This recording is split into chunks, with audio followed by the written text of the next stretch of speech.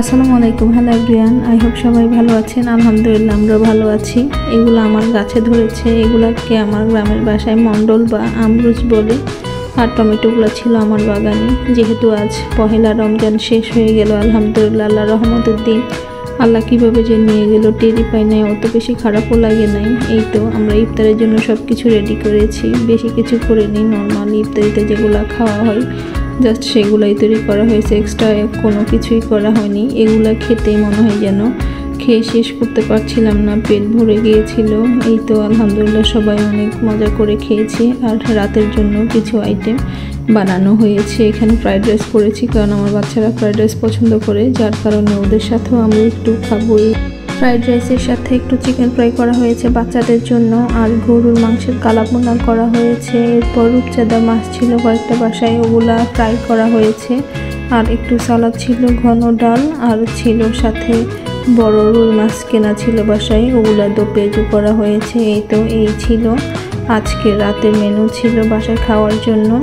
আর এখানে জিলাপি নিয়ে আসছি, রোজা জিলাপি না হলে মনে হয় যেন ভালো লাগে না। এরপর আমি বেলের শরবত বানাবো বলে বেল রেডি করছিলাম। এখানে বেল থেকে বেলের আঁশ ছাড়িয়ে নিয়েছিলাম। এরপর আমি এখানে কিছু আখের গুড় দিয়ে আর দুধ ঘন করে রেখেছিলাম, দুধ দিয়ে এই শরবতটা বানাই। আমার বাসায় প্রতি রোজায় আমি প্রায় এই শরবতটা প্রতিদিনই থাকে, একটু কম হলেও বানানোর চেষ্টা করি, কারণ বাসায় সবাই খায়, ছোটো বড়ো সবাই অনেক পছন্দ করে। এই বেলের শরবত আমি বেশিরভাগ খেজুরের গুড় বা আখের গুড় দিয়ে করে থাকি, আর আমার শাশুড়ির জন্য নর্মালি করে থাকি একটু লবণ আর পানি দিয়ে।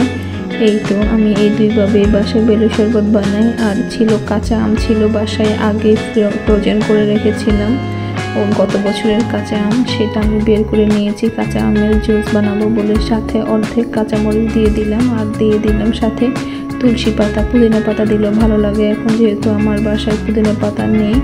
আর সাথে দিয়ে দিলাম একটু লবণ আপনারা স্বাদ মতো দিতে পারেন। এখানে আমি আমার পছন্দ অনুযায়ী লবণ দিয়ে দিচ্ছি, সাথে দিয়ে দিলাম 2 চামচের মতো চিনি। এই তো এবার ব্লেন্ড করে নিব। এটা খেতে খুবই মজা। সারাদিন রোজা রাখার পর সন্ধ্যা ইচ্ছে করে কোনো টক ফল খাই, এই জন্যেই এই শরবতটা বানানো। আমি প্রায় এই শরবতটা করি, যার কারণে আমি কাঁচা আম ফ্রোজেন করে রাখি। ধন্যবাদ সবাইকে।